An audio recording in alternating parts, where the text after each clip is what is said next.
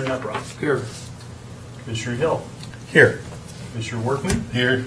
Commissioner Denny. Here. Commissioner Smith. He's excused. Chair McLean. Here. I'm here too. And Commissioner Stevens. Here.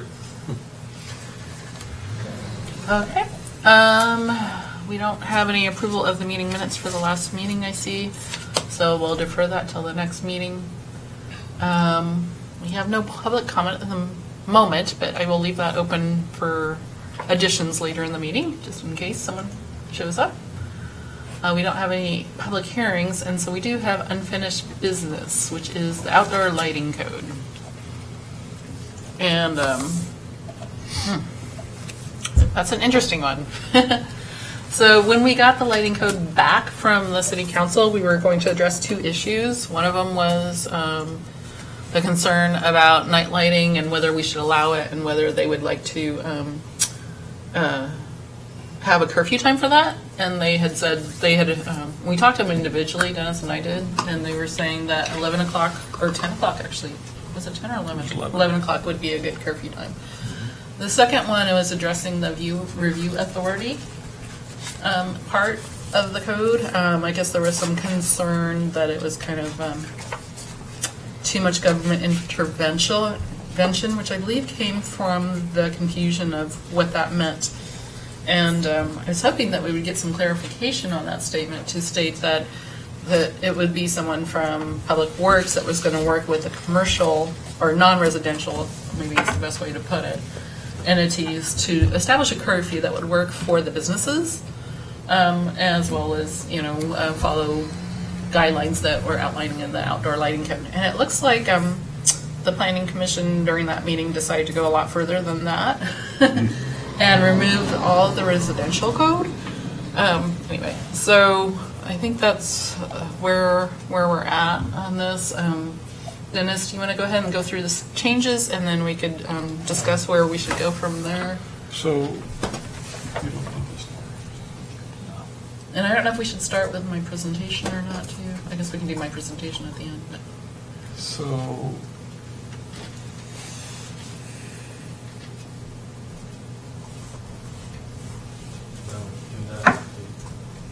Another time, press another time. where's the mouse? Which mouse is it? There's a mouse here if you need it. Oh, there it works. Get it? Here we go. So I sent out, why isn't this working now? Oh, there we go. Prior to the meeting, I sent out an update to the code that was based upon the decisions we made at the last meeting. So I could step through that. I summarized them. Would you enlarge them? Yeah, I will.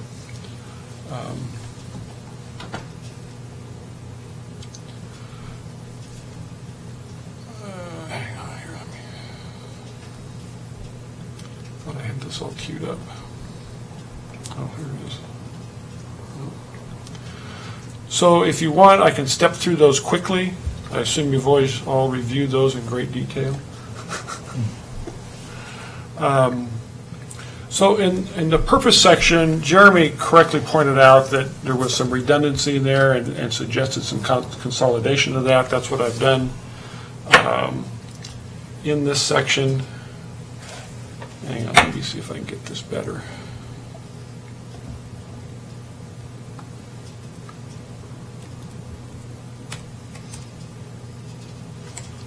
There we go. And so I've done that in the purpose section.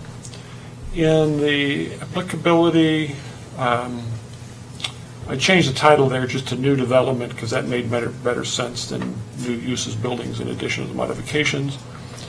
Per our agreement at the last meeting, we were going to exclude any regulations here from residential.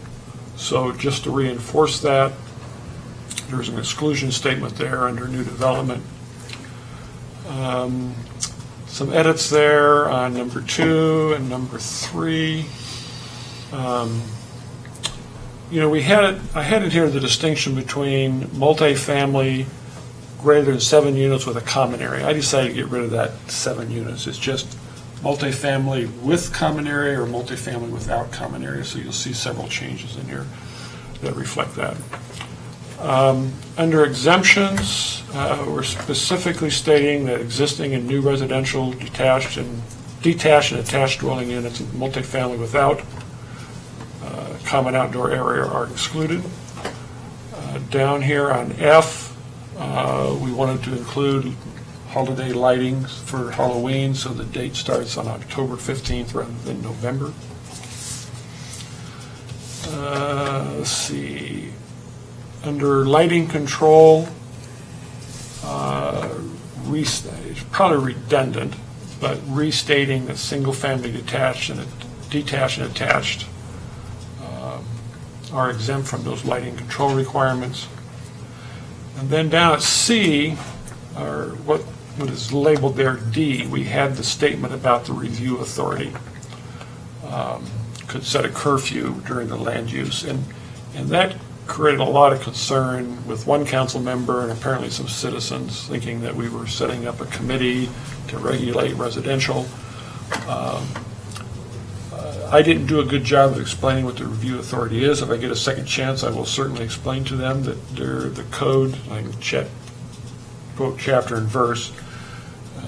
In Title 18, there's a whole section that talks about the 4 different levels of review, and there's specific review authority identified for each one, ranging from type 1 with Eric all the way up to a type 4, which is a city council.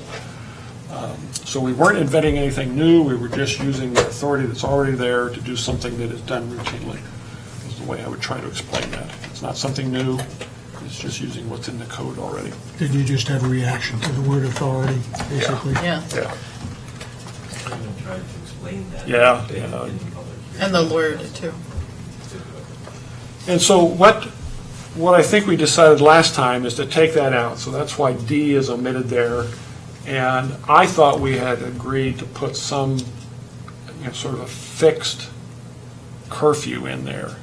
Now, Jeremy gave me comments that he thinks we didn't agree to that. But anyway, what I put in there is that for non-residential uses, that 1 hour after the business is closed or no longer occupied, that outdoor lighting will be reduced consistent with safety, security, and usage needs of the luminous space, or extinguished if the space is unused.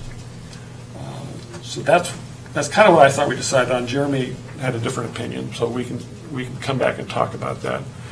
And then in E there is where we had a curfew for basically landscape lighting, which was consistent with what some of the council members had suggested. But at the last meeting, we agreed to take that out. Going on down here, some editorial changes. And then we also agreed to take out, since we're not regulating any residential lighting, we agreed to take out the residential lighting paragraph, which basically defined the maximum number of lumens for different applications in different zones. So that came out in its entirety. And it was also down here further. Where does that go?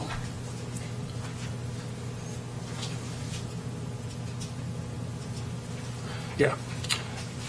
And then there was a note at the bottom of this paragraph which has to do with bug rating that really got to the issue that some of the council members had about ornamental and accent lighting, landscape lighting may be directed upwards if the luminaire is aimed and shielded so the light emitting element is not visible from other properties.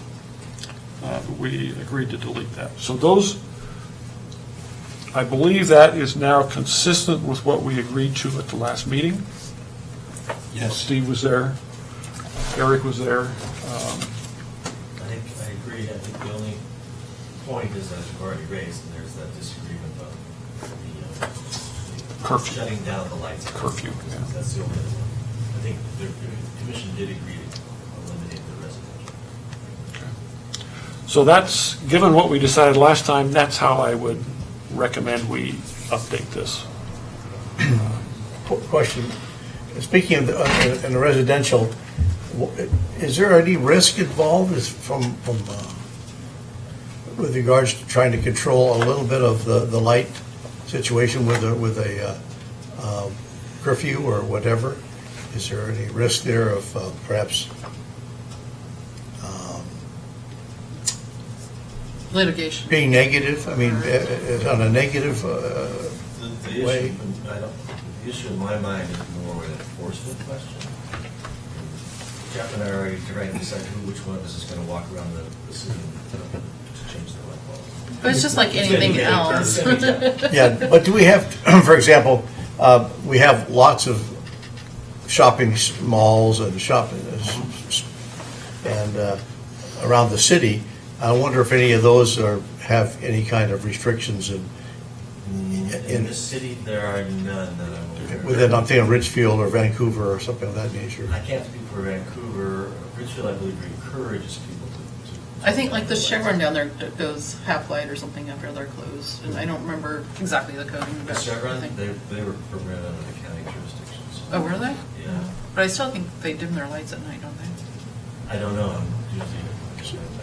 Okay. So we don't have any pattern or anything to go by as far as what other jurisdictions have doing in regards to this idea. Well, Is this a new concept that we're throwing into No, others it's have not. not? I mean, the curfew words that were originally in here were from the model code we used. Okay, And that model code has been implemented by right, numerous we know that, cities. okay. I think there's a couple in Seattle that I saw that, a couple municipalities out around Seattle that I know have done it. Redmond, can't even think of the city now, but there were two up there that I found that had implemented the model code that we used. And which included the curfew. Yeah, yeah, good. But it was a curfew on non-residential uses, Right, as right. we had it here originally. Right, we're speaking strictly commercial Right. at this point, right? And then I put in there the curfew on landscape lighting as a suggestion from Doug Boff, and one of the other council members came up with that also. I'd just point out that it's kind of subjective in the sense that if the business stays open a long time, they get to keep the lights on, like the card rooms, right? They're open forever. I'm not saying we should change anything, I'm just to the side, pointing it out that the actual application is dependent on how long a business decides to stay open. Well, most of I think the card houses have to stay open 24 hours a day, don't they? Yeah, so they can leave their lights on. So this wouldn't impact them. It's lighting after business hours for Ridgefield is non-residential uses are strongly encouraged to reduce nighttime light levels to only the level necessary for security purposes. My point was only that the actual application of it turns out to be unequal to the extent you have some, I don't think it's changed anything, but Right. No, It'll be unequal for it's- sure. It's equal in that if you're not open, you close them off. right. So there's, in the Richfield code, it's talking about it's recommended or encouraged? Is That's that for those are verbiage? commercial, Huh? basically. That's for commercial. But that's the verbiage you're using, it's encouraged that you do this?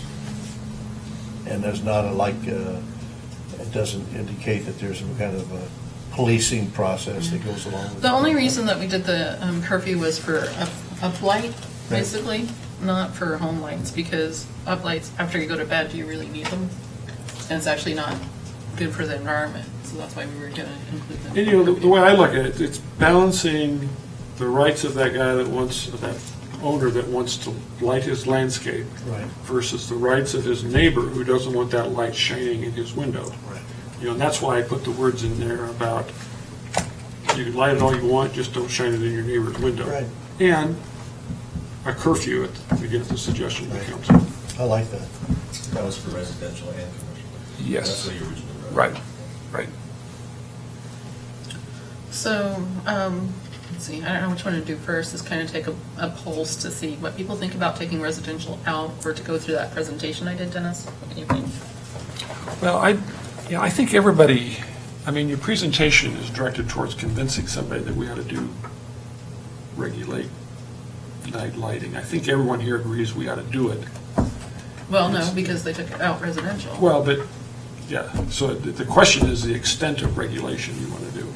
I mean, we can certainly step through that if you want. I don't, Yeah, I mean, I wouldn't mind because, yeah, let's go ahead if you can pull that up.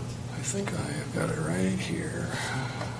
I know one of the things that we had also talked about was purpose. I know, Dennis, you came up with a purpose statement, which I kind of added to based on Ridgefields, which was a little bit long.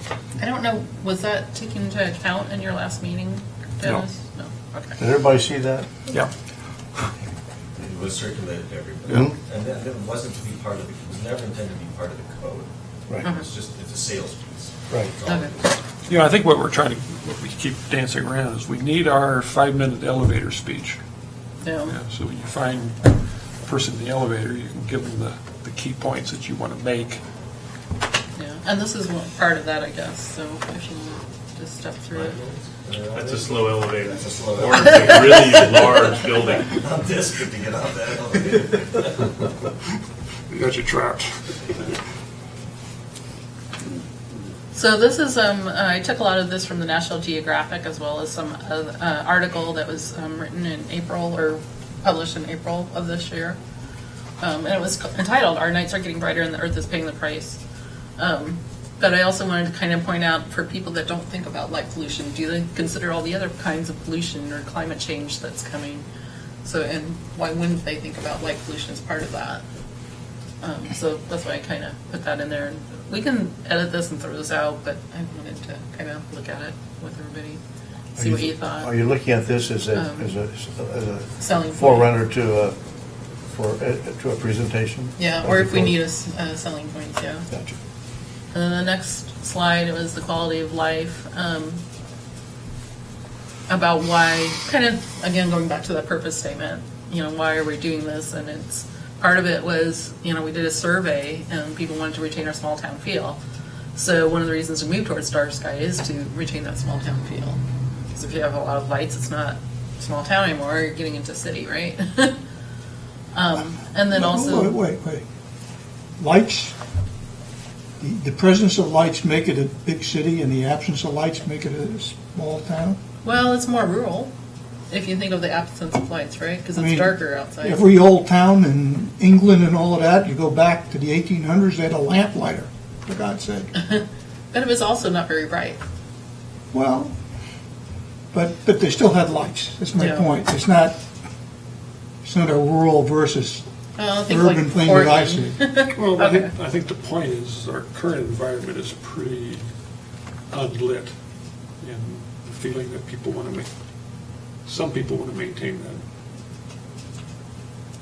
So maybe that's not a good argument. So let's It might just be me. I mean, to me, it reads as something that's bucolic, basically. I would not try to make it city versus rural. That's, Okay. All right. So we can take that I would first say one. that, we are in a community the size of which we want to maintain a livable lighting system where we Okay. aren't going to be egregious like the city of Portland. Okay. Yeah, that's But- kind of the point. But we don't want to be a town like Burns in southeastern Oregon. Okay. It's, Okay. So we can throw that first one out or kind of modify it if we had to. I like Burns too. Light impacts. There'll be some articles later on or comments from articles. It does. The studies have shown that, or started to show that it impacts circadian rhythm, which increases health issues, and it can also increase or decrease insects. And depending on the type of insect, that can be good or bad because there are nighttime insects versus daytime insects that do impact the environment. And the quality of life for the current citizens of Bliss Center or the future citizens of Bliss Center would be impacted by our decisions, as well as the surrounding communities, the balance of life, and agricultural communities provide food for many Americans. So the agriculture part comes in because lights do impact plants, and you'll see that on a following slide. This was just an insert of a comment about a study, someone that has been doing studies for quite some time about how light impacts melatonin, and has also been studied that, melatonin can change people's health. So that's why I threw that in there. Low melatonin levels and circadian disruption are also thought to play a role in the heart disease, diabetes, depression, and cancer. So, Can I ask you a question? Going through this, is this in preparation to try to put more code back in for residential? yes, that's part of it, yes. Okay. And so, and then keep going. Okay, can you go back to Oh, that? sorry. Okay, light or not light?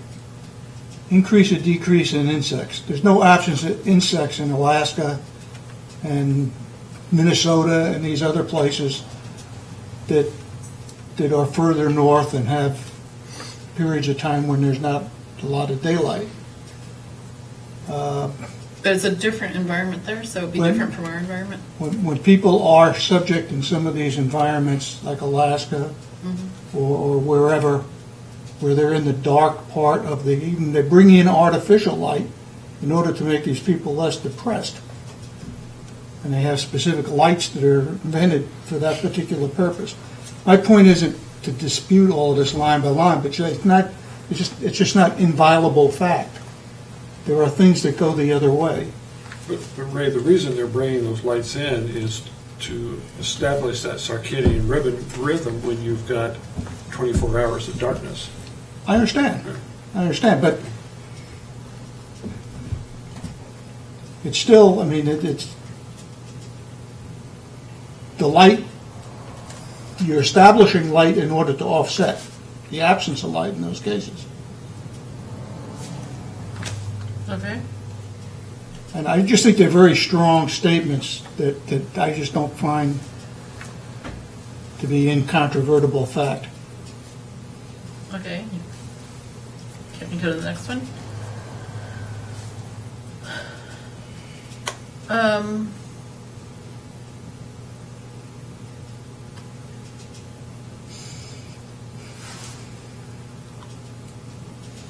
So this is just pointing out that people were doing studies since the 1940s on light and darkness on plants and their developmental processes. And that it impacted dormancy, shoot growth, and flowering. That night lighting alters the natural photoperiod and so upsets the plant's development. There was an example in the article about people having mangoes late into the season, and one of the reasons was because the tree was next to a lighting source. So it was throwing the trees near them off, which would make it harder to survive, for the tree to survive over long periods of time. So that's kind of what this is pointing out, is just continuous lighting is potentially damaging the trees. Then lighting that's turned off late in the evening, so having a curfew at 11 o'clock for those uplights could make a difference. In a tree in light sitting next to a light, and I've seen this actually in our neighborhood, that one of the trees retains its leaves a lot longer than others, and it's next to a street light. So it could impact the dormancy cycle of a tree. And that's just one small example, but it's something I thought that people could relate to. And so the point of that was that we should have light fixtures that are shielded so their light output is directed toward the ground, and keeping the light away from plants. And it would obviously help light pollution, reduce light pollution, and better illuminate the pathways for where you're trying to be. And also, it would avoid blinding glare, which we've talked about before. So.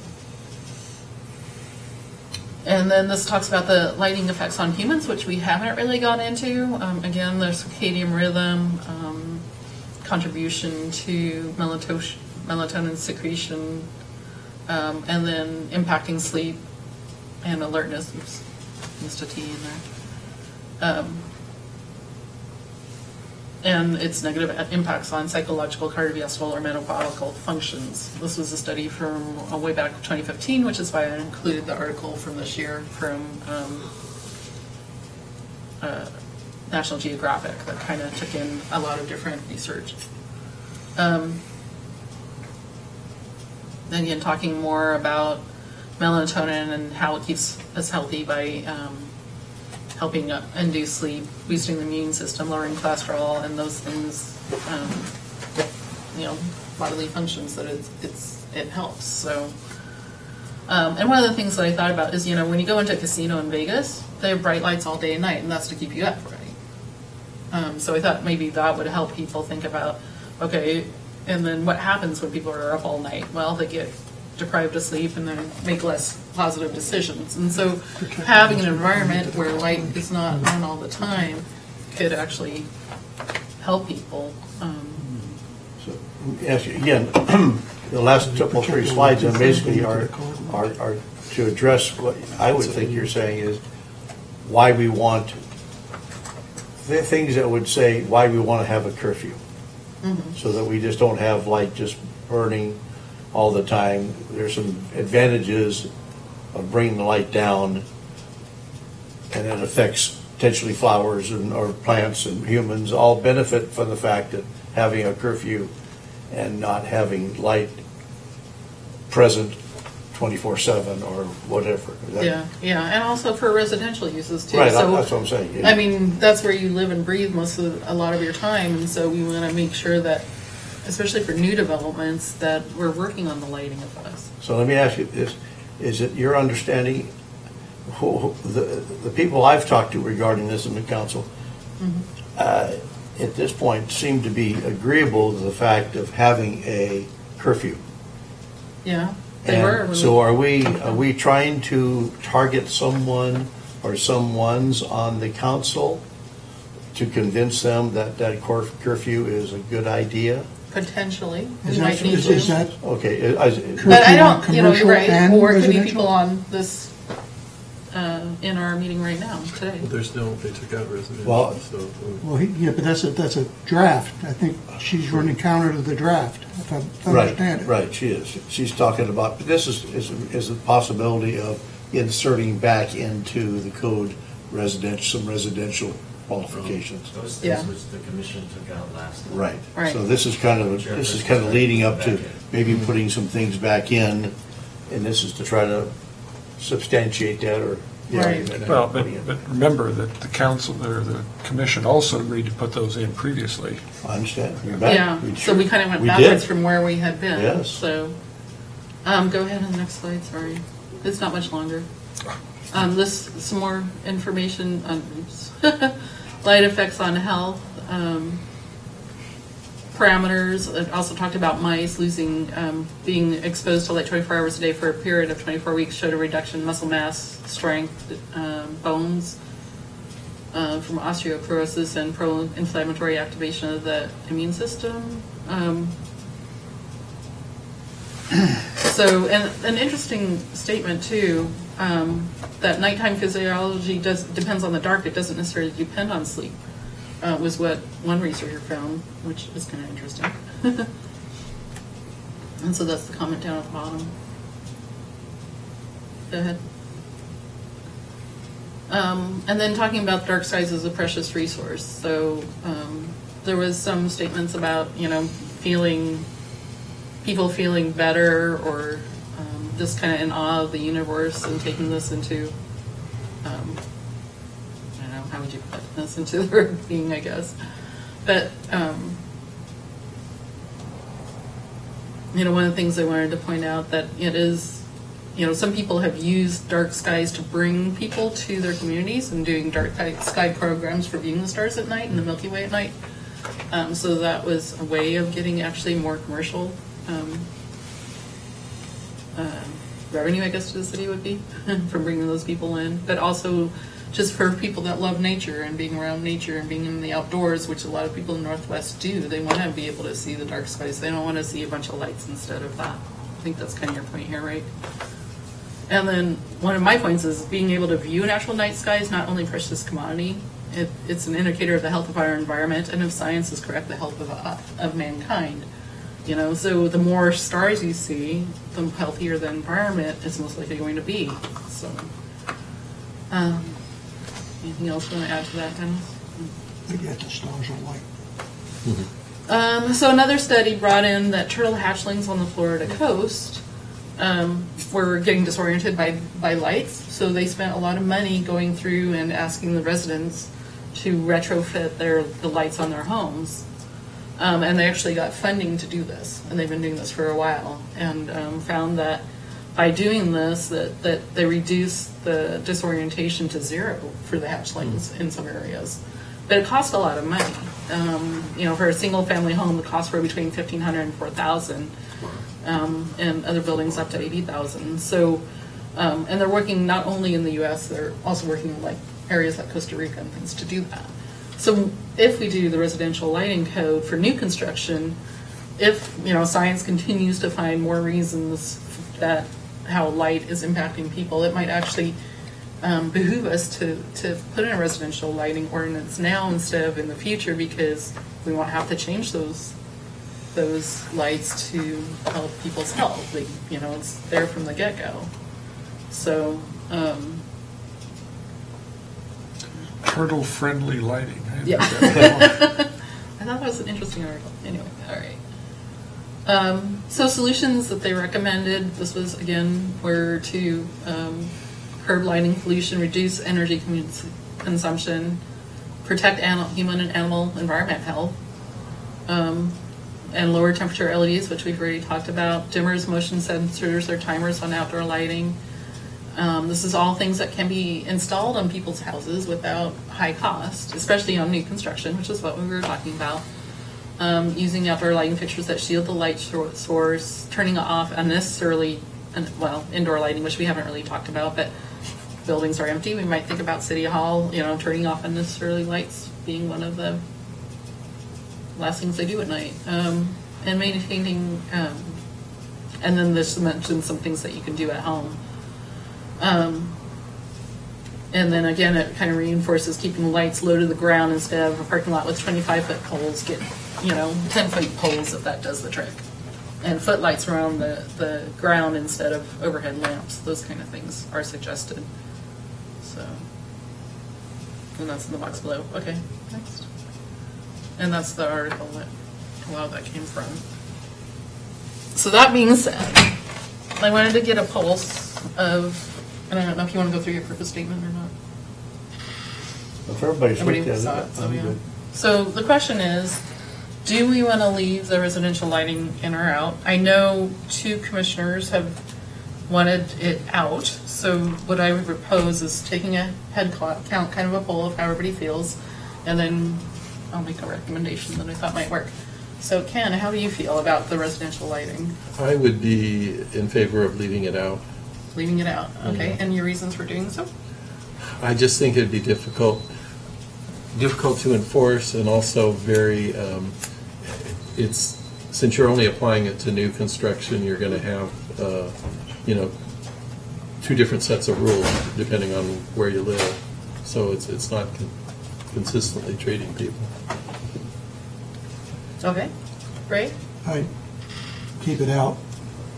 I think, you know, what you read there kind of sets out the presence of life as the Antichrist. But yet you have big cities that have light displays. You have lights that are used for safety purposes. I get home and have the lights on in my driveway when I get home late at night. I wind up not tripping getting into my house. There's a lot of offsetting type things. So I think that has to be set against a lot of the purely scientific stuff. And then the other thing is, and perhaps the biggest thing is, to what extent we want to control people. And I think by leaving it in, we're controlling people to an extent that, to me, is not particularly reasonable. Okay. Could I make another comment? I would be fine with applying some rules along these lines to a builder who is building a new house. Maybe in a development where it's not, the houses aren't sold, it's just part of the original design, that would be fine. But I just think it'd be kind of hard to apply, thinking of where somebody moves into a house and then retroactively trying to apply these standards. I just don't think they're going to know about it, and and like I said, the enforcement mechanism. How do we do it? Yeah, I should add, I have no problem with a lot of these things being recommendations rather than enforceable rules. Okay. Dennis? Well, I think my position, I guess, is that I wouldn't mind if we could pick out some things to put in there, but I think basically using language that Ray just said, and I was going to mention that, is like these are recommendations. This is what we would like to have you consider doing. Not that it's going to be enforced, but we as a city would feel that this would be would be good for the city. Try to control the amount of uplighting that's going on, control the amount of light disbursement beyond a reasonable period of time in the evening, making sure that there's no light trespass, ideally into someone else's home or yard or light or whatever that's going to be disturbing to them. I think there's some things we could pick out, but I think at this point there's more to be done and said on the side of the commercial, because we're preparing for that. Maybe coming back to something a little bit more specific for residential, but I'm not in disfavor of putting some things in there, but I don't think that it's going to be a situation where we're going to get a lot of pushback if we use even terms that talk about any kind of enforcement or regulation, where someone's going to feel like someone's going to be watching and someone's going to be the caregiver of this code and writing notices, or you're going to get a knock on the door, or you're going to get a letter from the city that says turn off your lights or whatever. I just think based on what I'm hearing from the council, that's a real touchy-feely area right now, and it doesn't seem like I think we're going to get pushback on that. But I think we could put some things in there which I don't think we would get pushback on, if in fact the language is such that we're not enforcing it, making it mandatory that they do these things. It is our recommendation, our suggestion that you do these, and then we're saying these things based on a few key points that you've kind of pointed out here. The reason we're asking for these is because of 8 or 10 different things which we feel are important for our future of our city, our residents, our children, grandchildren. Those are all good. I'll sign up for those kind of things. That's kind of where I'm coming at. Okay. Steve?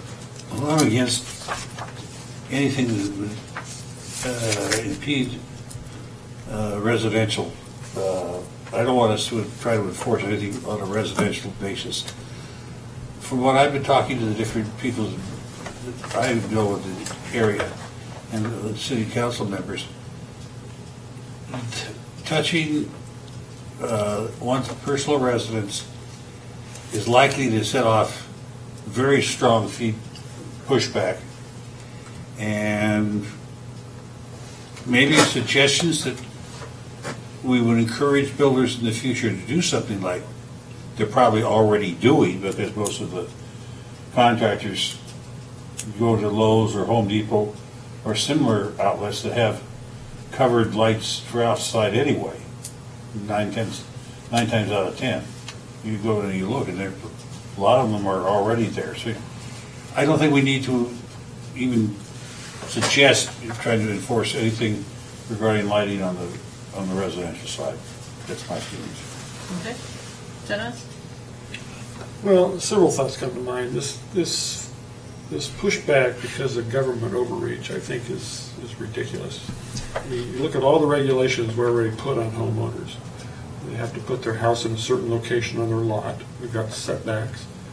They have to hook up to sewer. They can't have an outhouse on their property. I mean, there's all kinds of government overreach that is there for the benefit of the community. And I view dark skies as a natural resource that we ought to be doing our best to protect. So this idea of government overreach, I don't accept that at all. Now to the question of what I would be in favor of, well, let me back up. You gotta remember, we never proposed regulating existing homeowners Right, exactly. for the very reasons that we have just discussed here. It's too sensitive. But we did agree at one time that we thought it would be to the benefit of the community if we did regulate new housing development, new homes, and would require a full cutoff light fixture on any exterior light. Very minor impact. As Steve pointed out, those fixtures are available. And I would be in favor of putting that restriction back in. That's for And that new would be construction. For new construction, like we That's all had it this, originally. yeah.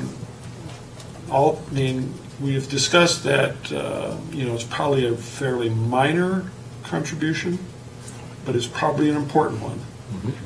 We've probably got, how many new homes are going in right now? Probably approaching 1,000 new homes that are on the It's a books. little bit overreach, but there are potentially in the pipeline, 600 or 700. That's a lot And of so, homes. even though it's a small contribution per house, if you multiply it by 600 homes, it becomes significant. And so I would be in favor of going back to where we were, of saying that new residential homes that are permitted after the effective date of this code be required to install full cutoff outdoor fixtures. And I don't know that any of us disagreed with that along the way. No. Well, I but, think Well, that we we took it started, out. but that's the consequences of taking out all residential code. That's what the result of last meeting was. okay, but we've been talking about curfews, and we've been talking about things that Well- would regulate existing homeowners as far as what they do with their property they already own, not something newly built. Well, you're right. The curfew issue came up as a acknowledgement of what two members of the city council were offering as a way to address the landscape lighting. We really had we had nothing in here. I don't think we had anything in here on landscape lighting originally. And we actually based it, what we did have, on Ridgefields, which is a lot more stringent than ours. And so, the curfew, well, let me see, do we agree that we ought to have a curfew on non-residential? Yes. I'd like to see it, but I'm not sure exactly how you word it, I Actually- guess. And I think if we really want to address landscape lighting anyway, that maybe the compromise there is that there be a curfew. Again, trying to protect the rights of the person that wants to light their landscaping and protecting the rights of their neighbor that don't want that light. Well, question, we talked about shielded lighting. What some has been discussed is some people, again, I'm not there today, but at some point I might want to have a tree that I want to, Right. or it gets Uplight, uplight to We're show- saying you can do that. Show that. So, if we had a curfew, again, then that would take care of that issue for the Right. future. Yeah, and that's what And we. you still get the benefit of your uplighting. Yeah, and that's what we taught. We actually reached out to Doug and to, who else had a comment about that? We reached out to each, and we talked to Tom, and actually Tom agreed as well. I think the thing that I'm reacting against is regulating a homeowner buys a new house and a year later decides he wants to put in some, landscape lighting. Just from the enforcement aspect, for one thing. But I think maybe a middle ground might be to impose the requirements on the builder of the new house and say, yeah, your coach lights and porch lights must all be down pointing, and if you install any, if the builder originally installs any landscape lighting, then fine, yeah, you've got to put it on a timer, they've all got to be pointing down and so on. Or they can be pointing up, but they can't, the Yeah, whatever light the- emitting can't be seen by any other windows on the property. Yeah, so whatever the requirements are, I would say, I would have no problem imposing those requirements on a builder, because builders know how the system works. They know they've got to go through, and there's all kinds of codes that they have to comply with and so on. So I don't see enforcement as being an issue there. I just see it being an issue after the fact, when the homeowner decides to do something on their own. I would exclude them from the regulation. Okay. Which we were doing all along anyway. I want to make sure we don't lose sight that we weren't regulating anything on existing residential homes. But what I'm talking about is Someone buys that new if somebody home buys a that- house a year from now when this applies to the builder, and then they decide they want to put in And- something on and themselves, it previously- would apply to and them. Previously, the code was silent on landscape lighting. It really came up as a result of some of the discussion at City Council. And on the enforcement issue, I've heard Dan Kern say this before, and Eric, help me if I'm speaking out of turn here. But, when you talk about enforcement in here, there's probably a lot of code in here that is recognized that we're not enforcing it, it's not enforceable. What Dan has said, it's good to have it in the code because it does provide an avenue to enforcement if there is a complaint. Yeah. And actually, Did I Ridgefield had characterize like that right? maybe one when I talked to them, and they said they didn't have a problem complying with the regulations that they had. So, it was just kind of, they didn't realize what, they were shining lights in the neighbors' doors, so don't do it, to get it shielded or whatever. And Jeff, I forgot to ask you, how do you feel about the code? Residential or non-residential lighting? Well, I don't really have an opinion, of course, because it's your job as planning commissioners to set policy on this. I think that it's good to keep in mind that the residences that are out there, because this isn't code that's on the books, are vested under current standards. So it's not like we're going to establish a task force to go about town to residents who've been here for 30 years and tell them, we passed this new code you have to comply with, right? This would be drawing a line at a point in time and going forward, new development must comply with this standard. Right. Yeah. So that's important to understand. Did Battleground ever have anything like this, do you? No, there was Or some any other interest. There was some interest in Battleground in doing this. Okay. I don't think they've adopted anything yet, but I think in our area, Ridgefield is kind of looked to as the gold standard for dark skies, and that's because of their proximity to the wildlife refuge. Which we have wildlife. Exactly. Area here. And Yeah. so, that's something to think about too, is, I was thinking during the presentation, there was a bit about turtles in Florida, and I'm not sure that that's totally relatable to policymakers here, but you can talk about how the environmental amenities in the community, but that's part of this community's identity, and it's something that's valued, and so look more locally for your impacts. There was also, I probably should have used the bird analogy because there was an article there too about how birds in the city would get lost track of when they were migrating and hit buildings because of the lights. And these people are going out like every morning and finding all these dead birds. Well, the gulls would come and get them, clean them up or whatever before the people were even awake. And so people didn't know that this was happening. So that might have been a better example. Yeah, so if you can, to the extent that you can take things that may seem a little bit obscure in some of those facts and bring them close to home, I think that's a lot more compelling in making we your just case. haven't studied a lot of the critters in this area that would be impacted by that. So I was just trying to point out that animals, and you do bring up a good point. I Right. should try to do that, but we didn't have anything about animals in our area that would be impacted by light and being confused by it. And just another observation, the discussion about urban versus rural, I know one of the things that the council has talked a lot about as we've had some visioning discussions has been small town feel and maintaining the small town feel. So, really the policies are all derived from these values in a community, right? We decided we need to have a policy to preserve this value, and so it becomes codified. So to the extent you can tie things back to those shared values in the community, you craft pretty effective policy and effective code. Okay. All right, just a quick break. We have a guest today. Did you have anything to add to the comments yet, or feel free to speak up a little bit later if you want to. Yeah. Just kind of raise your hand or something. Okay. Sit and listen. What about Eric? Is he going to? Eric, did you have any opinions too? Thank you. I do, actually. Okay. The reason that Jeff is a director and I'm a consultant planner is that I'm going to speak my mind. I think it's important to remember of those 600 or 700 units, as Jeff pointed out, nothing that you do in this code will affect them. They're already vested under state law.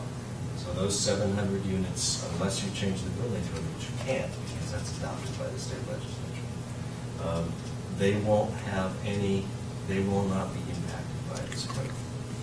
So what you're looking at is whatever's left that's out there. So Riverside, Heritage Country, Highland Terrace, Caves, all of those subdivisions are totally vested under state law. They're not subject to this regulation. So I think that you've kind of glossed over that as we talked about how many units are coming. So I think the impact of this regulation on residential development is going to be less than what you anticipate. Because what we have left in this city that is open for development is going to be less than those 700 units that are in the pipeline right now. And that's just the reality. Except for out of along the Center Road, when I'm anticipating that there are about 250 to 300 units that might be available up on the plateau. Yeah. So they'll be beyond the Timmon. And Timmon would be a mixed use. And so that whatever commercial uses would be put in there could be subject to this. There could also be residential put in there too. There could be some residential in there as well. And if urban growth boundary ever goes out? 5% residential? It's something, I forget Actually, what. 65% because of. Yeah, you're right. We put it. 65%. But even in the Timmon area, we're talking about 65% of 20 maybe net buildable acres that are there, even less if you put it right now. So I'm just trying to give you a perspective on what this code is going to impact. So it's less than what you think about in terms of residential. Until, if we ever get urban growth boundaries expanded as well. If you look at the map up here, you see the brown areas.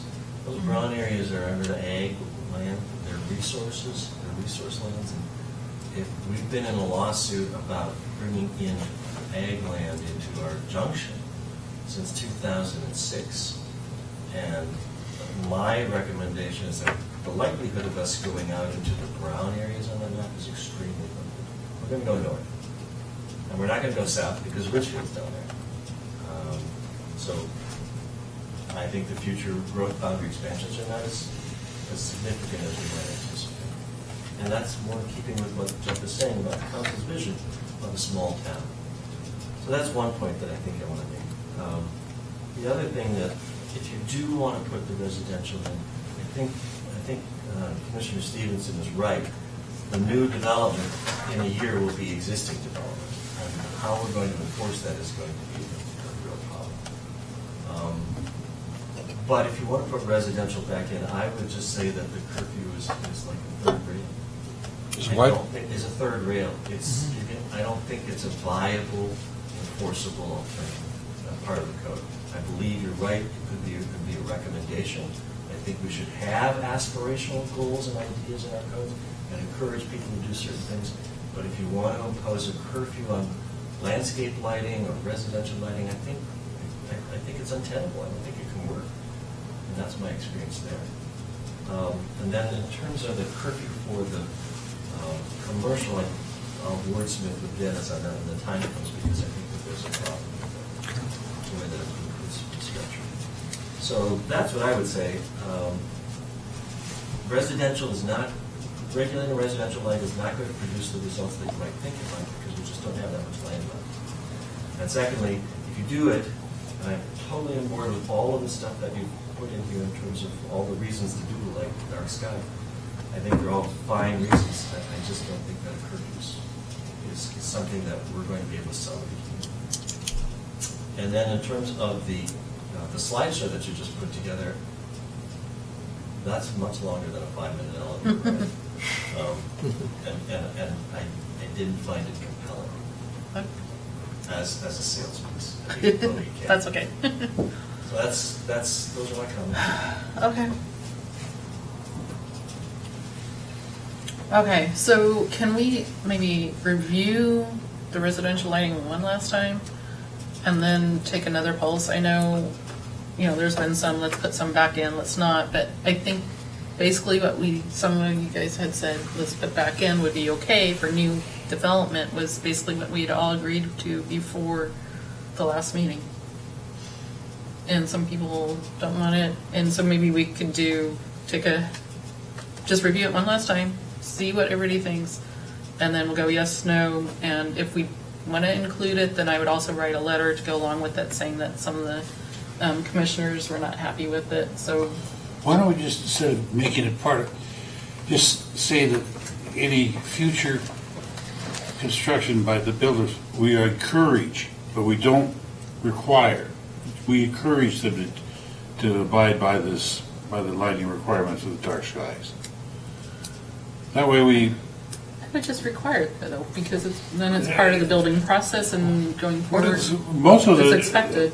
Most of the builders already are abiding by the dark skies rules because of the type of lighting they put in. Not necessarily. Have you been to Doug's neighborhood? Different builders have done different things with their garage door lighting, and some of it goes all the way around, and some of it doesn't, and you still get, variances. So I think it's helpful to have in there.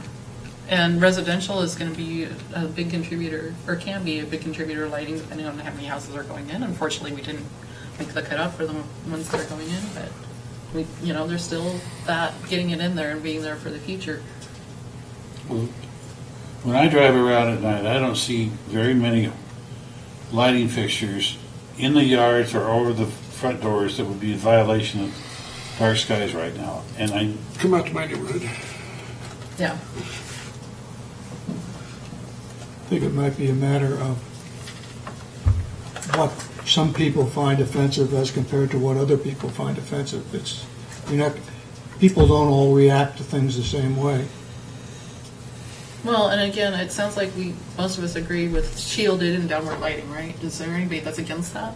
I think we all have in the past. Yeah. Well, and the other element is the one that's crossed out here, which was, again, for new residential, in addition to the shielding, there was a maximum number of lumens in each fixture. Again, for new development. For new development. Right.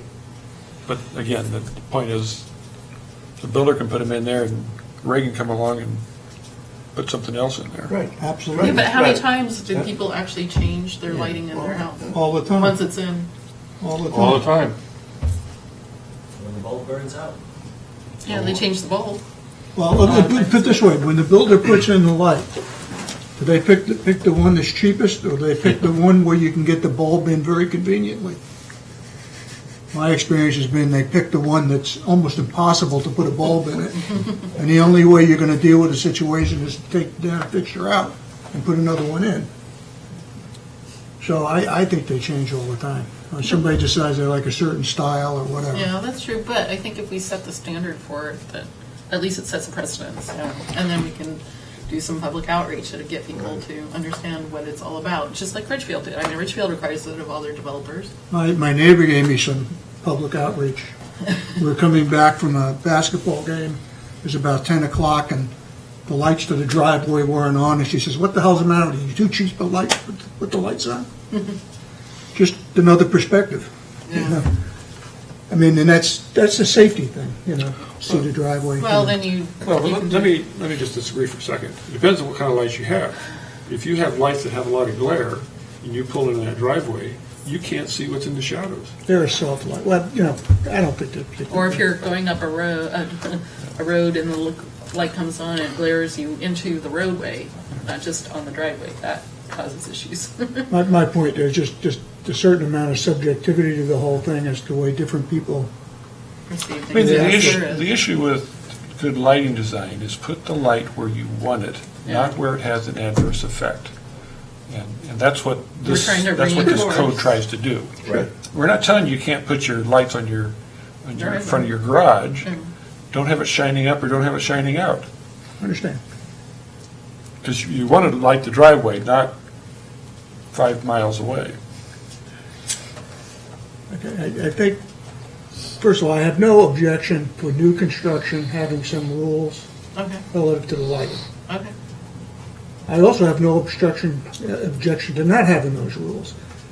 But I think that you can anticipate a certain amount of reaction to anything where you tell people what they have to do, be it from a builder or be it from a private individual. I think particularly with regard to private individuals, they don't like people telling them what to do relative to their own personal house. And what the way they can decorate it, the way they can do it. And yes, there are rules. We have rules all over the place. That doesn't mean people like it when somebody is imposing a rule. They don't on like a them. new rule. Yeah. Well, the funny thing is that indirectly, a person that lights up their house is giving the people next to them or new rules saying you can't have your dark sky that you like. So it's kind of interesting. It's kind of a catch-22, right? Well, I mean, same thing with interior lights. So, yeah. You know, you carry it to another extent, okay? Somebody leaves some lights on upstairs. Some kid can't go to sleep in the dark, so they leave the light on. Well, I don't want to go into the ridiculous type thing, but Right. the light exists inside the building, outside the building. But to me, the thing is, to what extent you want to regulate individual behavior relative to people's own personal property. And if you're going to do it, just anticipate the reaction you're going to get from it. Okay. I think our over the last month or so here, we've all basically agreed on several very important concepts. I think we considered, the commission here committed, in other words, we want to have new construction. We want the builder to put on lighting that is shielded down, and those kind of things. And even though, and going back to what Eric says, that may not really, we may not see the results of even that for several years, perhaps, potentially, depending on the building, because this is not going to happen in what we have existing. So I think we all agree on some basic things, and if we just leave it there and say, hey, we want shielded lights, and we know that that's the future, that's a dark sky check mark. It isn't a very big one, but it does say this commission would like to see that in the future. We want to have hopefully impact that for our future, is to reduce night skies, and that's one way of doing it. It may be minimal, but it's at least our attempt to try to help that. Right. So I think there's a couple of things we could stick in there that I don't think the council is going to have any trouble with. Stay away from the curfew, but put things in there that say we want to shield. You know, how much time we talk about the street lights, and what a terrible job, I'll say that, we've done in this city and putting new street lights in. We've allowed new street lights to go in that were not shielded, and we're going, really? You didn't even have a house side shield. You know, yeah, or no house side shield, or no. I mean, it's kind of like, and we're all saying that's wrong. We know that's wrong. But And let me report, though, yes, please. I just saw the plans for Riverside Estates, and they are putting in 70 of our newly specified dark sky streetlights. Oh, are they? Wow, that's going to be exciting. All right. Okay, so back to what? Okay, so going back, so I know. That's what I pushed so hard for. So, and it sounds like, I almost feel like we're kind of beating a dead horse, because we had all these conversations before about imposing on people and not imposing on people, and we all agreed that this is for new construction. And I think we should leave it in. Ken? Sounds like we want to throw out the curfew, but leave in the new construction residential possibly? Yeah, now, so if we do that, is that just applying to the initial building of the Yes. of the home, and it doesn't apply to anything that the homeowner might want to do later on? No, it's true. I think we had a clause Well, in no, there. the code did not address that. Right. Did not. Affected. Did not. Okay, Did not I affect guess what I was people are under a misunderstanding then, because I thought that this would dictate what a homeowner could do in terms of their landscape lighting. Well, that's,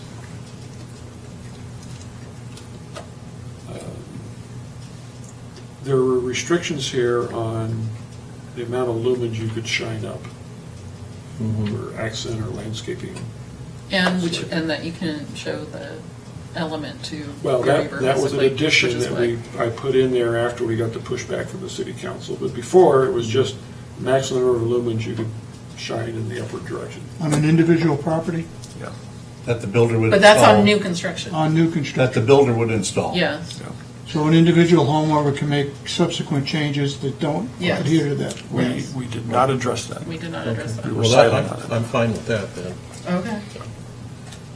Ray? I always have been for that, except I think that I've been continuously asked about other things that regulate what individual homeowners will do after the house is built. So to the extent that it stops there, It what the stops at builder the new does, construction builder. we're not talking about curfews, and we're not talking about regulating what a homeowner does after the house is built and occupied. I'm okay with it. Just a related question. What about for non-residential properties? Could the owner of that come in after the fact and change the fixture to something that was non-compliant? We've already discussed commercial. You can answer the question. I don't know the answer to that. Yes, I think they can, as long as you left in the 25% change. Oh, yes, in that case. You're talking about commercial now. Yes, so if Yeah. it's a commercial use Talking and it's commercial, and it's yes. a minor alteration and it's less than 25% of the. Yeah. I forget Not- the not- square not footage, talking residential. Then No. it's exempt from regulation, but it's a cumulative review over time. How we're going to manage that, I have no idea. But new commercial uses could change their lighting next year. Okay? As long as it's less than, that the renovation is less than 25%. But let me go back and correct something, Ken. You know, if you look here, where this change bar is at the side of the table, maximum allowed uplight was U0 for, I mean, the residential is LZ1. And so what we had said originally was no uplight. And then as a result of the turmoil about landscape lighting, I put the note in there that says ornamental accent or landscape lighting may be directed upwards if conditions are met. So originally, we didn't have anything there on landscape lighting, but it was in fact controlled by the fact that there was a U0. We could also say, and again, this is new construction, too, must be on a timer. Well, actually, yeah. So if you're looking at that chart, and you haven't made a study of the whole thing, you then come away with the impression that it applies to all residential? No, because in the original form, we very specifically said this only applied to new residential. Okay, I guess my point is there's enough there so somebody just doesn't look at that Well, they and then might, say, no, you can't stop somebody to look at this and say, oh, they're preventing me from doing that in my home. Well, read the whole thing, because tells you, we are very specific in two places that say this only applies to new residential after the date of this enactment. But we put it in every place because people don't. Right. Dennis, I think Okay. the thing that perhaps is confusing is the LZ1 there, which is residential.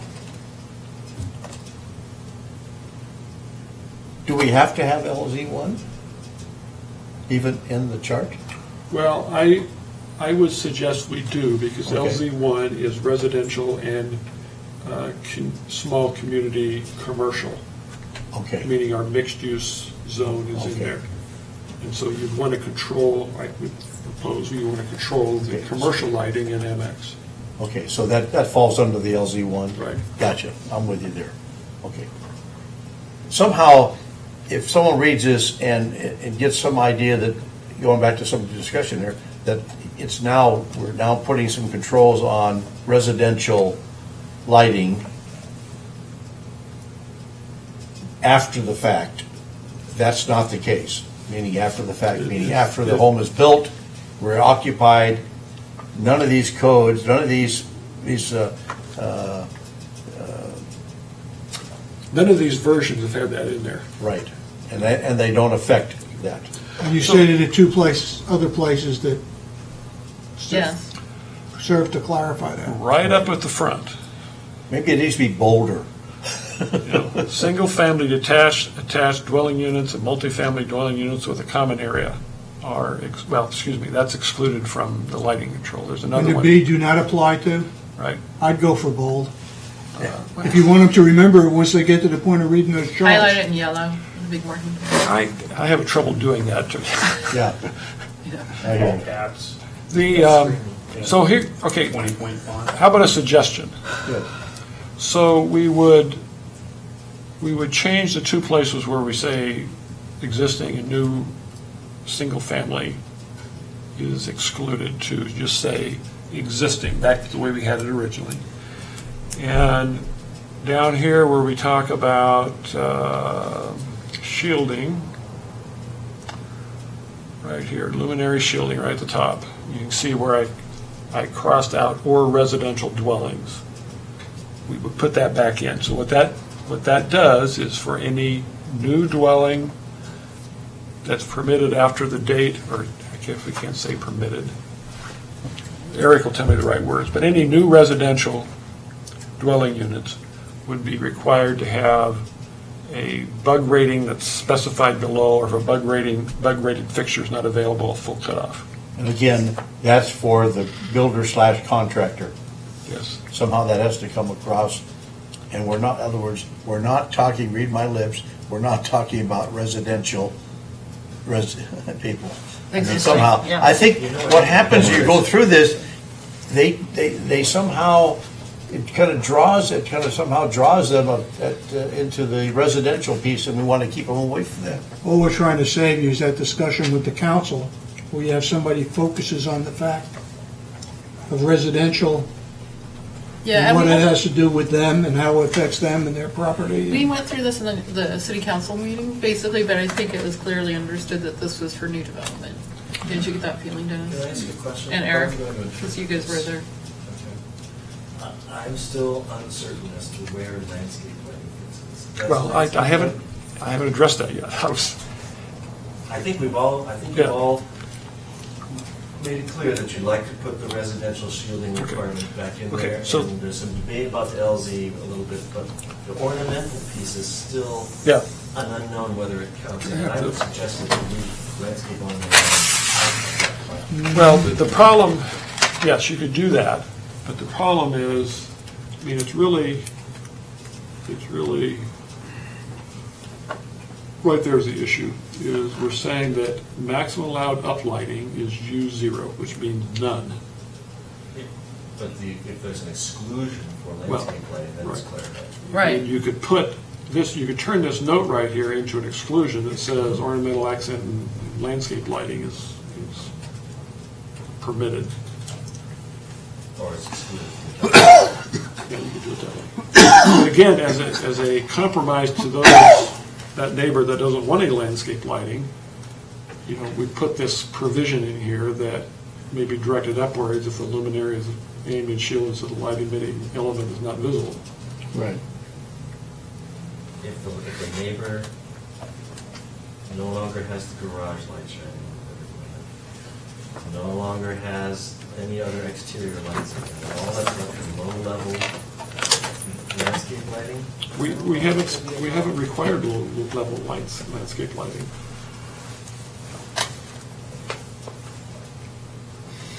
I remember when Councilmember Boff supported the landscape lighting, and then the council level no longer supported the landscape lighting requirement. So that's what's driving my conversation.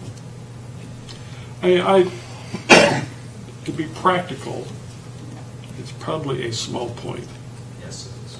The purist in me, if we're going to do this, let's do it right. But I guess you can't always be a purist.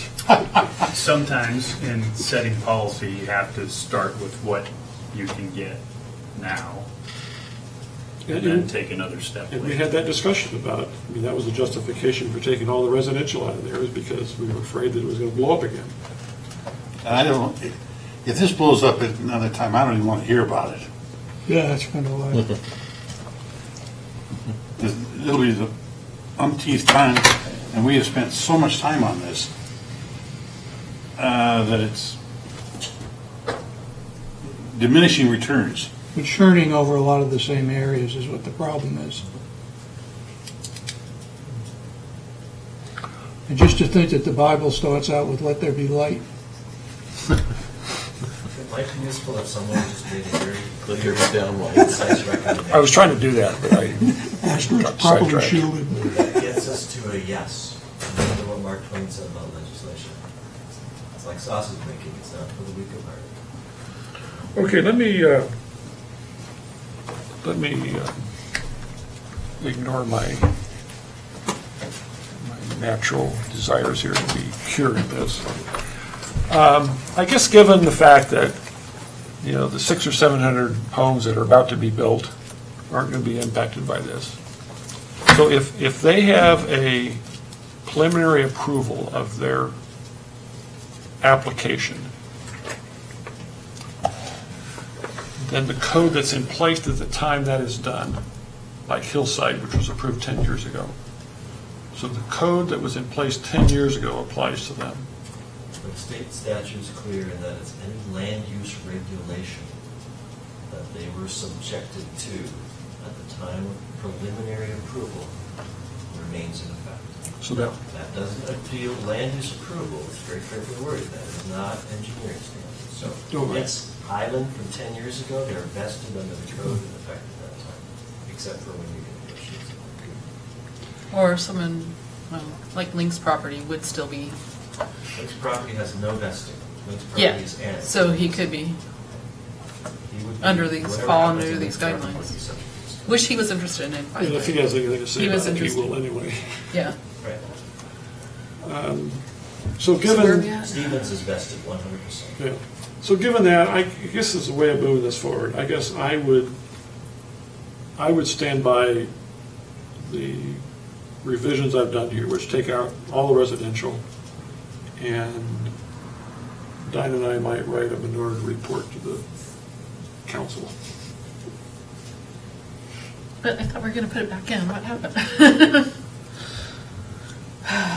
Trying to find a way to move forward.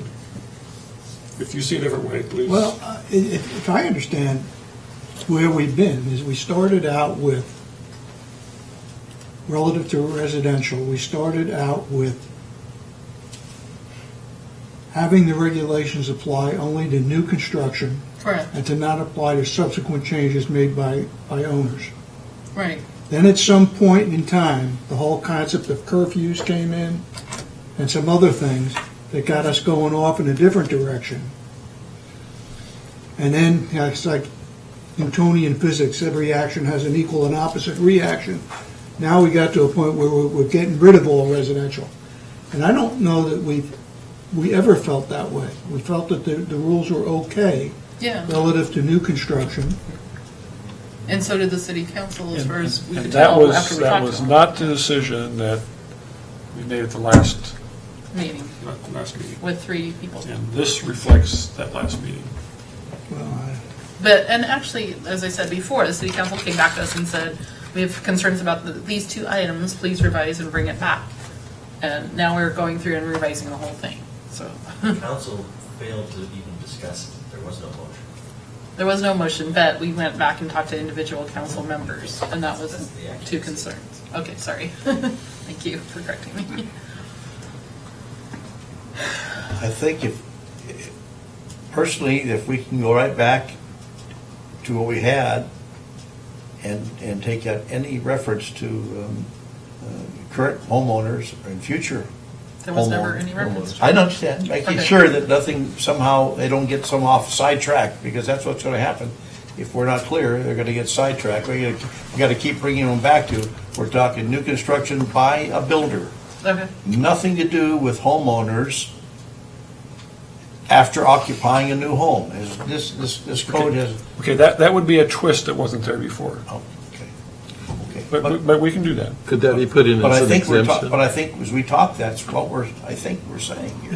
you say it's a twist of what was there before. Is it a twist only because it's made explicit rather than? No, we never addressed what happens to that new construction when the new owner wants to change the lights. Oh, I see. We were That's silent just on that. not. We were that's silent on it, okay. Silent on it, yes. But we don't have to be silent if that, in fact, just restates it, stronger, that we're talking about strictly build developer. Okay, so to take your suggestion, what that would mean is, in this lower paragraph, is we would put or residential dwelling, so that's the shielding.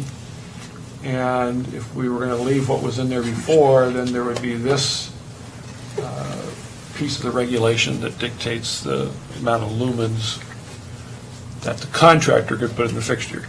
Right, exactly. And then, so that's easy to do. The only other issue is the one that Eric brought up about landscape lighting. Before you go Oh, there, because what I'm hearing is that you're exempting new construction. You don't want any regulations for the homeowner and for remodeling as well. Right. Okay, so that clause right there is going to do, I believe, that it's going to have to do with new construction or renovations or remodels. well, we'd put that up in the applicability section of, No, that's why I'm making sure that you recognize Oh, yeah. that that's the effect of the conversation I'm hearing, is that renovation and remodeling is also excluded from these calculations. And you can't use words up there that say residential, family residential. That cannot be part of the language. how do you not? describe it? That's what it is. Unless you're saying, This place where unless some unnamed person lives. unless you're saying again, preceding that, We are. own a builder developed New residential properties. New Well, I think we do it the way Eric is Something, suggesting, is it yeah. applies to new residential, but it does not apply to modifications of Right. residential dwellings. So I think, Say that again? That the code would not apply to modifications. Or remodeling. It does not apply to either new construction or renovation/remodeling. No, it applies to new construction, but not to I'm sorry, renovation sorry, remodel. it does apply to, yes, it does apply to new Right. construction, but it exempts remodeling and Right. renovation. Yes, exactly. That would be in the exemption section. And so I support that. I'm just trying to find a way to go home. but if you were to read that up there, without, as it is right now, it kind of grabs you and says, we're back talking, I see your point, yeah. that's all. So Yeah. if we can make sure we have Yep. the right words to go with it. Yeah. I think we're together. Okay, then if we generally agree to that approach, the only. We should go through Okay. and make sure. Ken, do you agree to approach? Yeah, I believe so. You're saying that we're going to be more explicit in saying that as far as residential construction goes, these requirements apply to the initial construction by the builder and not to subsequent changes made by a resident homeowner. Yeah, what we will do is exempt the code from Yeah, additions or remodel for. Right. I'm in agreement with that. I agree with what he said. And I agree with what he says. I belong to. Yeah. All right. Okay, Can then, you do have well, you anything go else? along with it, that's not. Yes, I will do along with that. okay, so the only other issue that was a hot button is the landscape lighting. And the reason, so we've got to address that somehow, because right here, the maximum allowed uplight rating is U0, which means no uplighting. So that would exclude any landscape lighting. Now, the way I would suggest we do that is we can put a note down here that landscape, accent, and ornamental lighting is exempt from that requirement. Or- Wouldn't that be considered, though, a subsequent modification, which we've already covered? No, because the builder might be putting it in. Yeah, the builder might put in. Well, maybe the builder installed landscape lighting, maybe the standard should apply, where it all has to, no uplighting, it all has to be down and so on. Oh, so we could leave it in there that they can't do Well, we any could say, normally the landscape lighting. builder Normally, builders don't put in installed landscape lighting. You Are never covered by know, this some expensive requirement, ones but that might. homeowner installed landscape lighting are not covered, are not included. I think you got to look Or at it. exempt, or whatever you want to call it. You got to look at it to say to what extent is it a real problem. Right. You know, from what I've seen, most people, the ornamental lighting they put in is pretty low lighting, meant to be fairly subtle. I'm not saying there can't be some crazy person out there. So we're just going to say, just take out note 1 and leave it? I would. Oh, no, we Go ahead. we've got to have a note, if we're going to allow landscape lighting, For new construction. because we're already saying that for residential, you can't have any uplight. And so we need to create an exception for ornamental accented landscape lighting. Or what is that, benign neglect? If you leave it out. I think we're moving over past benign. So what I would propose Okay. is this note here Yes. would be an exception for that type of lighting. Disregard the rest of that. So a builder could put in uplighting, Right, Yes. fine, let him do it. not a big deal. Chances of him doing it is probably somewhere between slim and none, but it's gonna happen occasionally. Okay. But, and I'm going back to Well, what you. are we okay with allowing commercial uplighting for accent, ornamental, or landscape lighting? I would be. I would just say residential. Well, it's under LZ1 anyway, so you're fine. Well, but Oh, LZ2. we've got an L1 over there. Now, maybe we take that note off of there and just say any uplighting has to be LC or a U1, Yeah. which is a fairly low lumens. Yeah, I would agree with that. Is there a definition of ornamental accent and landscape lighting? That's a good point. Yes. We'll have to add that in. I guess my point is, if you wanted to modify the way that applies, you could do it within the definition that went in the direction you wanted to go. I'm not sure I follow Ray. Well, just taking it here, it says ornamental accent and landscape lighting. It doesn't quantify it as to how much it is, how extensive it is, It doesn't define it. what it is, what it isn't, whatever. So the more you narrow it, the less you allow it to be a problem. And how would you put bounds on that? Well, Maximum number of lumens per bulb? maybe. Or just put landscape lighting might be directed upward if the luminaire is aimed and shielded so the light can be bending, and an element is not. I mean, that's necessarily the other approach. You property. just leave the note the way it is. Or take out ornamental accent, just leave landscape. Well, but my concern is that, people like to uplight walls, Oh, yeah. particularly Yeah. commercial areas. Okay. Okay, so if, Council's concern was about residential, right, Yeah, not commercial. right. yeah. So you could, I think you're fine regulating uplighting. And yeah. the commercial, that U1 would allow uplighting for those reasons. And I would, It's and I don't want to, I think if a guy has a commercial building and he has got a sign on the side, he wants to uplight that to show a sign.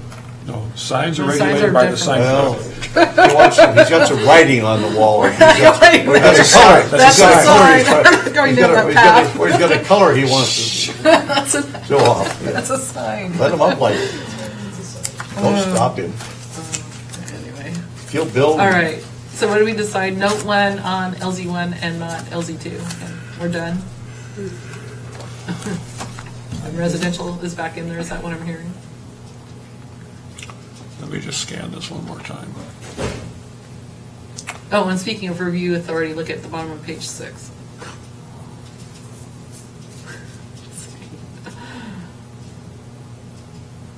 What about it? That the review authority was what it's like Tom had a problem with that Well, term. we're going to explain to Tom. Okay.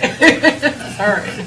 But I'm good with it. You will explain to Tom, or I will explain to Tom. Okay. So let me just scan this quickly. No words, it should count how many. 54 times Thank you. We already done in it. Title 18. There we go. And not one place was there a review official, which is in definition. But I'm fixing that with the, Okay, come on. So I think what Ray, I believe, had a really good point, and that is, do we need to define ornamental and landscape lighting more carefully? because we don't have a definition of what it is. Yeah, probably. I can take a whack at that. Or you want to define it for me, Ray? Landscape lighting, ornamental lighting, and accent You lighting. mean the difference of each of Yeah. those? We need to What are define each what of it them? is. You could, first of all, you can probably start out by just saying ornamental lighting or accent lighting, one or the other. I don't know that, never considered lights to be ornaments as such. But, So accent and landscape lighting, skip ornamental. yeah, So it's building, structure, Accent, lighting. okay, Accent lighting for buildings and structures or ornamental landscape lighting. okay.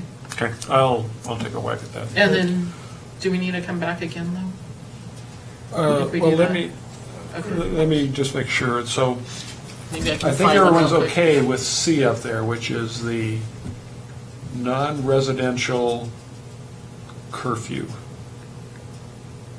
Yes. And Eric was going to help me with some wording. Yes. That's fine. Okay, getting back to definition of accent lighting, I think you could embed a limit as to how bright you could allow that light, and that might help somewhere in the clause. It's governmental overreach. I'm okay if you want I'm to. sorry, Ray. Leave the whole thing out. No, so, I'm just trying to help you with your issue. but we do have that in terms of this chart, which is the residential lighting.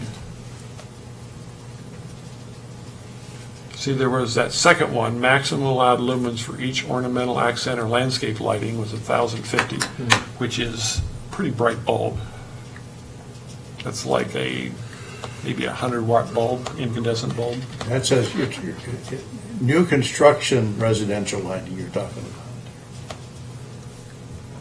Yeah. We got to keep, I mean, we've got to somehow make sure that that gets clearer as we go through this, because people are going to bounce back to that residential, and they're going to say, well, that's my neighbor. That's where I live. And that's not what we're talking about. So somehow we need to get smarter, figure out a way to say it so they don't somehow get sidetracked. I don't know what to do there. Accent lighting, I have a definition, if you're ready. No, you're going to send it to me. It's short. All right, I will. It's from Ridgefield. I was just going to read it and see if everybody agrees to it, so we don't have to Okay. come back again with this, to be honest.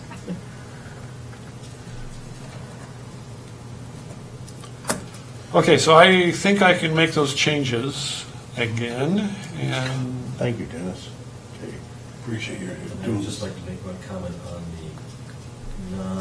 the after-hour lighting reduction in 18.282.030.1C, right there. okay, So, the way that I'm reading this code is that 1 hour after non-residential use, okay, whether the one that's closed for business or not occupied, right, so we have two criteria, if they're closed or not occupied, then you shall reduce the lumens, consistent with light safety, and all that's just kind of vague, but gives the builder or the user some wiggle room there. But then shall still modifies the next clause. So you're either going to do it, you're going to reduce it for public safety and security under the first clause, or you shall extinguish the space if the space is unused or unoccupied. And so not occupied in two different places. In one, it's discretionary based on safety and security. The other one is thou shalt turn it off if it's unoccupied. So I can't interpret this. It seems to me that the intent was to dim the lights for safety to the extent that safety and security and usage need mandates, but it is not to, or if you're not occupied, you shall turn off your lights. I struggle with that. I I do. think there's an inconsistency. Well, I could get rid of everything after the or. Yeah, otherwise, yeah, that would help. Because then we can at least work with somebody, find out what their security needs are. Okay, so this, not to complicate this anymore, but that was a replacement for the paragraph that is below this that I've crossed out, which was giving the review authority the opportunity to set that curfew. And I guess I'm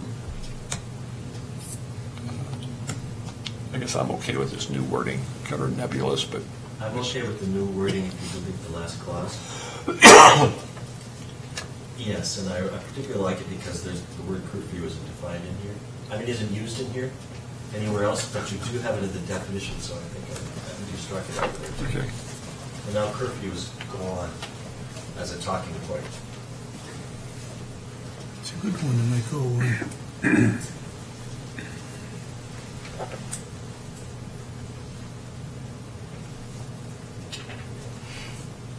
Otherwise, we can change others.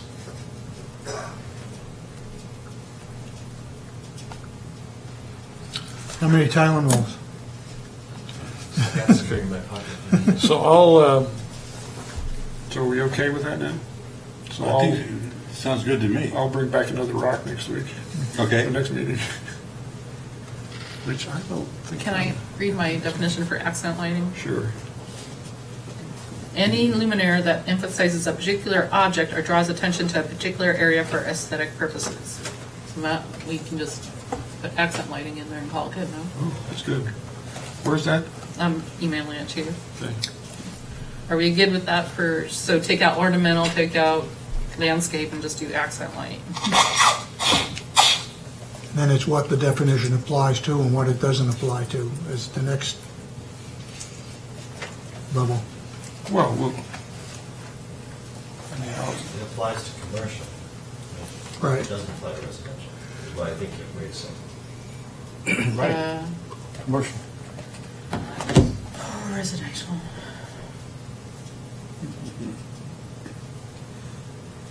It should be in your mailbox. I can read it again if anybody wants me to. so how did we decide we're gonna allow, or we're not, we're going to allow, Accent line in residential zones. right, And it's not going to be part of the calculation. yeah. Maybe- Okay, so, But okay. in the commercial, you will calculate it. Right. So under LZ2, the superscript 1 will go away. And it'll remain under LZ1, and we'll say that that kind of lighting is exempt. And I'll probably put that up in the exempt section just to be consistent.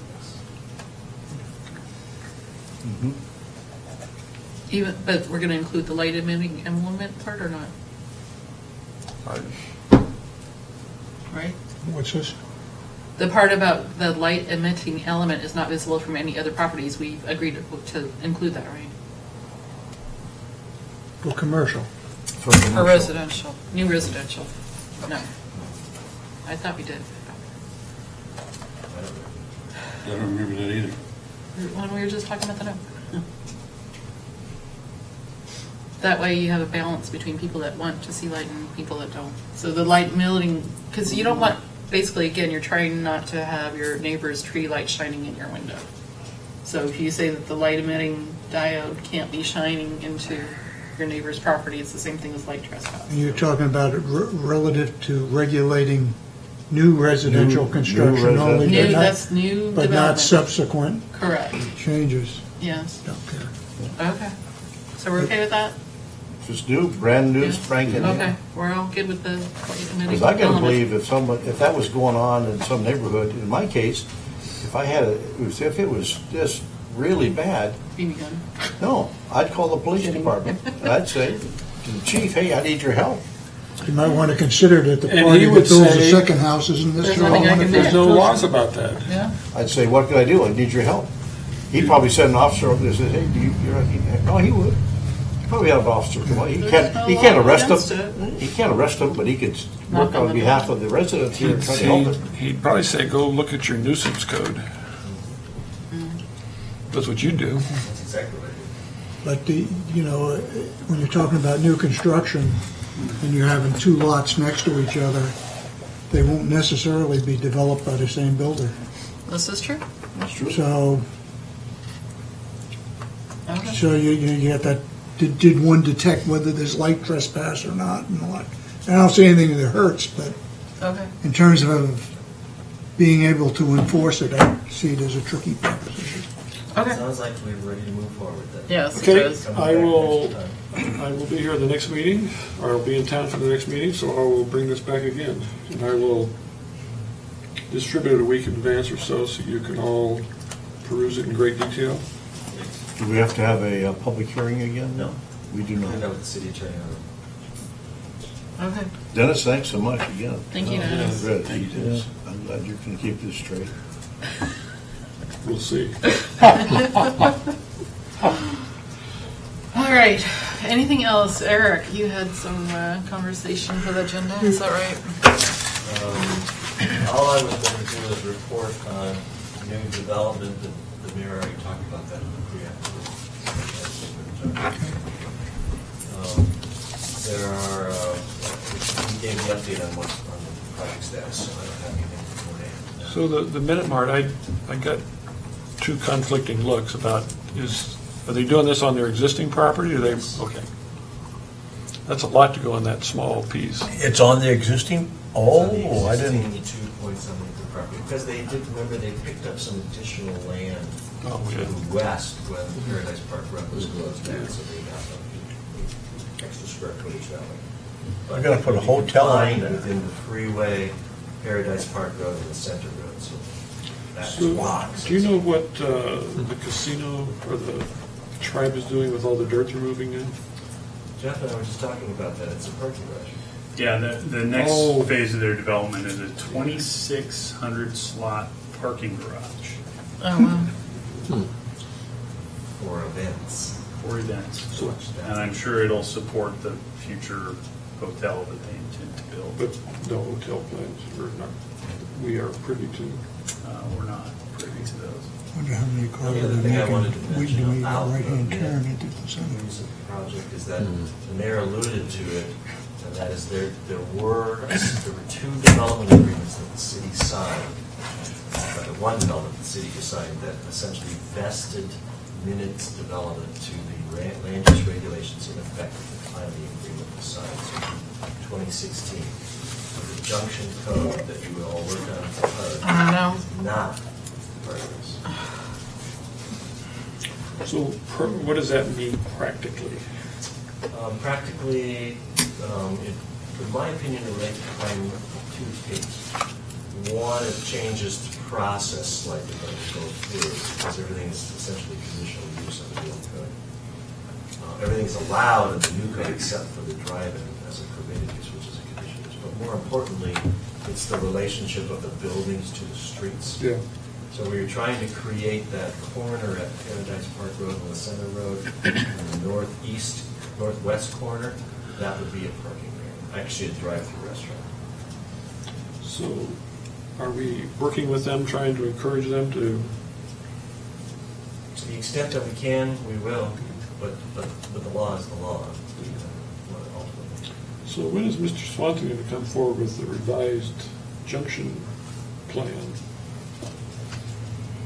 You said that's on your It is work on- list.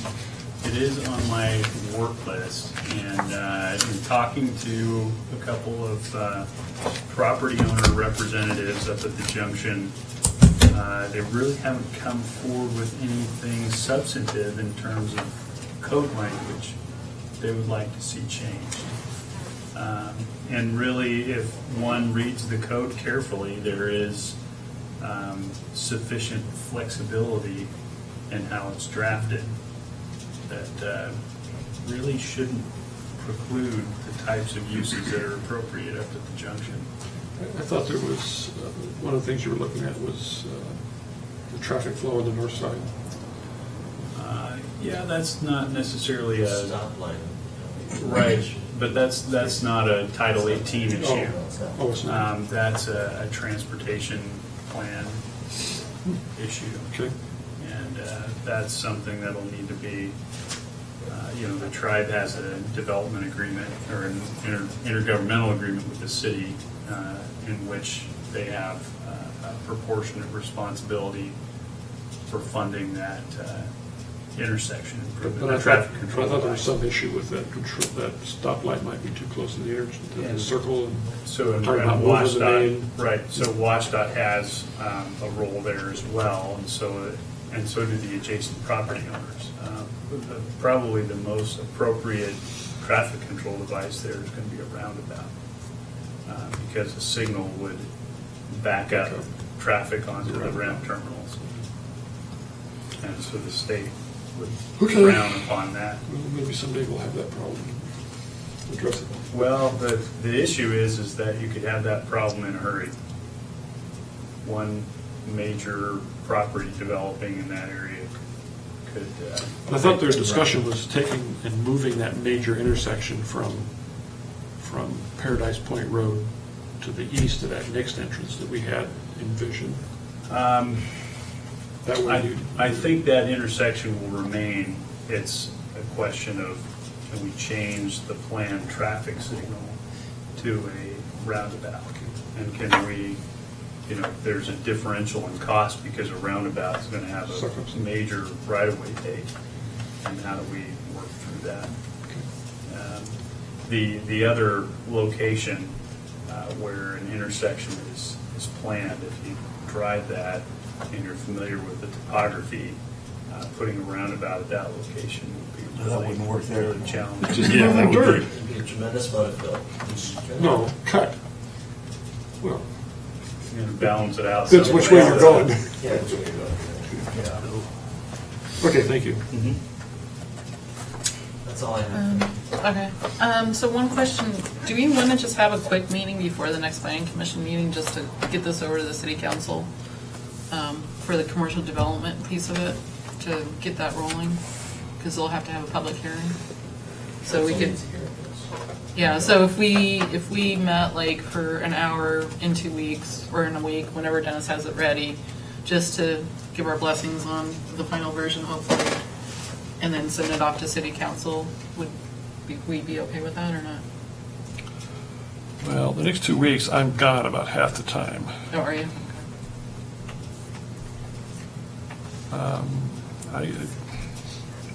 I guess I could have something by the 25th, but you probably wouldn't have time. I probably wouldn't have it out in time for you to review it. Oh, all right. I guess that answers that question. Yeah. Yeah, I got a lot going on here this rest of And then the this following week is 4th of July, the 3rd of July anyway, on Yeah. Wednesday, right? Yeah, your next scheduled meeting is June 9th. 9th. 9th, okay. All right, we'll leave it at the 9th then. Okay, You mean anything July else? 9th? July 9th, yeah. Anything else? What else do we want on the agenda for our next meeting on the 9th? Critical areas code. Critical area scope? All right, that'll be critical area scope. So you're going to have a Draft for us? draft or? Well, we have a draft that Bergeron put together. Jay comments on that as well. So, yeah, that's, Was that distributed for us to look at? I believe Amber posted it online and sent everybody, because you. How long ago was that? I'm trying to remember. Well, Ray gave me, I've got it right here. Well, Back maybe, in March. okay, maybe that ought to be done again. Okay. Yeah, that would be good. Okay. And then we had some Jeff, would you make a note of that in a minute? projects that we were going to assign to Critical people to areas. work on. Circulate I guess we can, eventually. if there's time, we can talk about the projects that we were going to want each work on. Okay. Anything else anybody wants to bring on the agenda for our next meeting? No? Do I have a motion to adjourn? So moved. Seconded. A second. All in favor? Aye. Meeting adjourned. Thank you, everybody. I was kept on waiting for you to give a speech or something. The only thing I can say is, it's a good thing what you're doing, especially in the construction, because of the technology of the lighting. A lot of it's integrated, so the lighting is built in, and once it's there, there might not be as much incentive for the Property owners to change change as their much mind. as you're stuck with it. That's a good point. Thank you, Simone. Upgrade. It's integrated.